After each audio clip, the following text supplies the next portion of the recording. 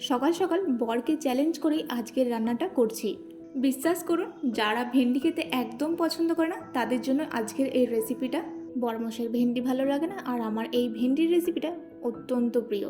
সমস্ত উপকরণ যদি রান্নাঘরে থাকে তাহলে এরকম একটা সুন্দর রেসিপি বানাতে ক্ষতিটা কোথায়।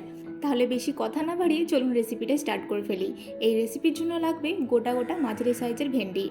এই রান্নাতে আপনার পছন্দের মশলা আপনি কম বেশি করতে পারেন, কিন্তু এই রেসিপিতে যেটা দিতেই হবে সেটা হচ্ছে কারি পাতা ফোড়ন।